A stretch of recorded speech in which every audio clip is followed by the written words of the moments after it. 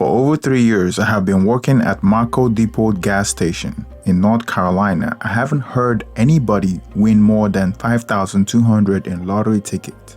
So when I saw Mr. Mike rushing through the door, screaming, "I won, I won," I thought he was joking.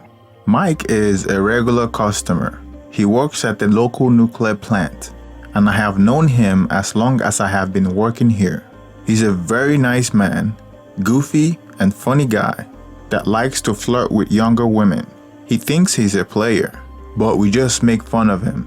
I enjoy when he comes around though, because he makes my day. He was always asking for me or my friend's number, and I would politely shut him down. Playfully most of the time. I usually ask him about his wife. I am a 26-year-old female, and Mike is a 53-year-old male, and I have seen him with his wife a couple of times around town. When Mike comes around my store in the morning to get his coffee and donuts, he normally asks me about my girlfriend that he saw me with one time. I would always try to shame him by asking him about his wife, and we would laugh about it, nothing serious. But I never told my girlfriend about it because I thought Mike was a silly, horny old man. But everything changed one very morning. That morning, Mike came to my gas station like he routinely does before he goes to work. He bought his donuts and coffee and didn't forget his extreme $1 million scratch-off ticket. As usual, he would stay in the corner and scratch off the ticket, trying to get my attention, but I would ignore him while I attend to other customers. Normally, I would try to make small talk with him when I'm not busy. I would normally try to give him compliments, just to make him feel good about himself every morning. So that morning, after he scratched off the ticket, he didn't win anything as usual. But that day, I playfully suggested that he should try the new Ultimate Million that recently bumped up to $10 million.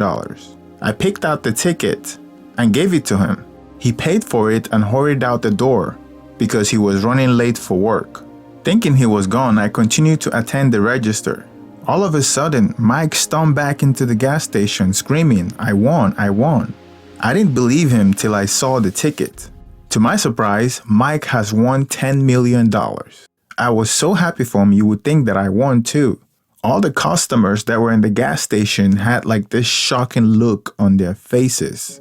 Before Mike heads out the door, I took his phone and typed my number in it.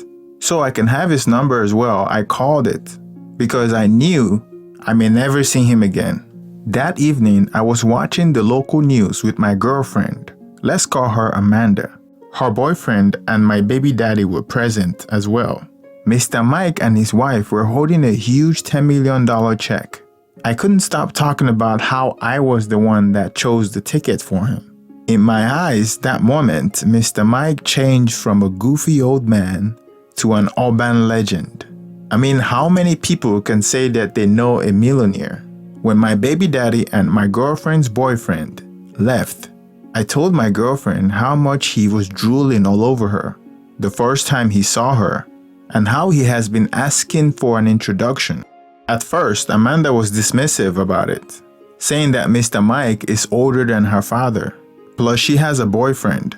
Even though she was dismissive, I can still sense she was flattered that he showed interest towards her. I was sure that he must have changed his number because I knew that someone that suddenly got rich would be receiving calls from distant relatives and friends, especially when he's getting as much publicity as Mr. Mike is getting. I decided to reach out to him that night. Maybe he haven't changed his number yet. I sent him a flirty message and a picture of me and my girlfriend together. To my surprise, he responded immediately. I asked him if he was going to get another number, and he responded that he just got a new number and would be sending it to me. I was kind of surprised at the speed at which he was responding to my messages, even though his wife was with him. I decided to ask him if he would be able to meet up with me and my girlfriend the following night, and he agreed. He canceled, however, and we couldn't get him to reschedule. 2 days later, I called him, but he didn't respond to my call. So I thought he probably changed his number again. From what I read in the newspapers, he had 2 options to collect his winnings. Take $10 million annuity that spreads to 20 payments of $500,000 a year, or a single check of $6 million. According to the papers, he preferred to take a lump sum, which ended up being $4,159,101. I saw him as the one that got away, and my opportunity to have a millionaire friend was gone. I went back to my daily routine working at the gas station. Mr. Mike winning also brought a lot of customers to our gas station, which was most vexing. I am not getting paid by how many customers, but by the hours. Lots more customers were trying their luck at our gas station. About 2 weeks later, Mr. Mike showed up at my store to see me. To my surprise, I asked him where he's been and how he's been. He said he was passing by and decided to pay me a visit. He apologized for not being able to answer his calls, and I was able to get him to arrange to meet up the following night.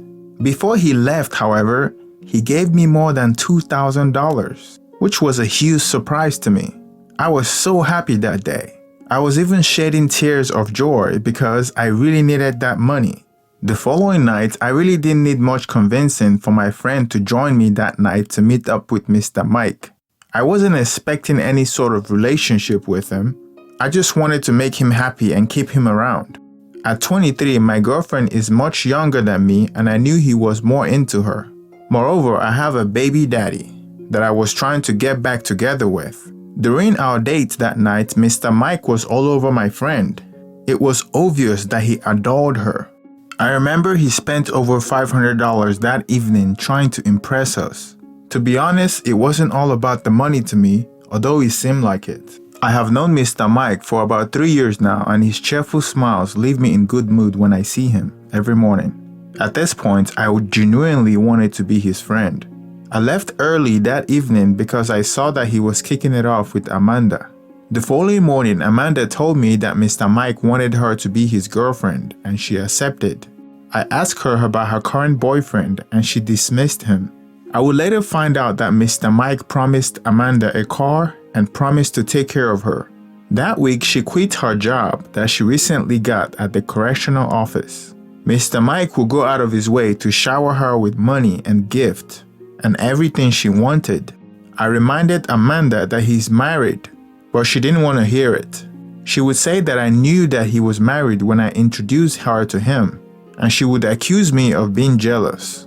My intention was just for them to have a fling, but I guess it's out of my control now. I didn't want to lose a friend, so I stopped bringing the issue up. About 3 months later, I was a little concerned about how Mr. Mike was spending his money. He bought an expensive cars for himself and bought a lot of stuff for his relative. And also he bought expensive gifts for Amanda and myself. And he invested large sum of money on his wife's instructional design business. I knew eventually he would run out of money because he didn't know how to manage it. And it was like everybody was in a hurry to grab as much as they can before he runs out. The same time Amanda was having an affair with Mr. Mike, she was also seeing other guys. According to her, Mr. Mike was planning on leaving his wife for her. I warned Amanda to at least stop seeing all these guys that offers nothing to her since Mr. Mike is spending all those money on her. She would complain that he was possessive and controlling. I tried to explain to her that most men his age usually are controlling if they have a sugar baby that is sleeping with other guys, especially when he's spending all that money on her. He was even taking her to expensive hotels, trips to Mexico, and etc. I wasn't going out much at the time because I was pregnant. We slowly started losing touch because Amanda was growing distant and making new friends. She was feeling like she was better than me and sometimes barely responds to my calls. I would later stop calling her and mind my own business. Few months passed, Mr. Mike called me on my phone, angry, telling me to talk to my girlfriend and tell her to stop seeing other guys. Mr. Mike is an old school guy that didn't understand the hookup culture and young women these days, and Amanda is in the thick of it. She's a beautiful girl, and Mr. Mike was either not enough for her or she just enjoys the attention from other guys. Later on, they broke up because Amanda continued to sleep with other guys and Mr. Mike wasn't giving her enough money. So after they broke up, Amanda went back to her old job. Few months or so later, we grew apart and weren't in touch, till one day when Amanda's mother called me asking me if I've seen her. I told her that I haven't spoken to Amanda in months. I called Mr. Mike and he wasn't picking up his phone, so I thought they may have run away together or something. I started getting worried when I found out that a missing report has been filed. Then later I was devastated to find out that she was found dead in a Best Western hotel at Charlotte with a gunshot wound at the back of her head. I heard in the news that the surveillance footage from the hotel showed Mr. Mike was the only person in the room with Amanda. They brought him in for questioning and he confessed to shooting Amanda while she was asleep after she has been texting with other men while at the hotel. I felt really guilty for bringing them together. I thought it was my fault, and not one day goes by that I don't think about Amanda. If it wasn't for the money, she would still be my friend till this day. Mike would be still making my day every morning, and I would still be enjoying his flirtatious attempts. At the end of the day, everybody lost. I lost a girlfriend, and the mother lost a daughter. I knew I shouldn't say this, but I do feel sorry for Mr. Mike. A man with his intellect shouldn't be allowed to own this type of money because he wouldn't know what to do with it. At the end, he's now serving a life sentence and have lost everything. He didn't even have enough money to pay his lawyer after not even 3 years of winning $10 million.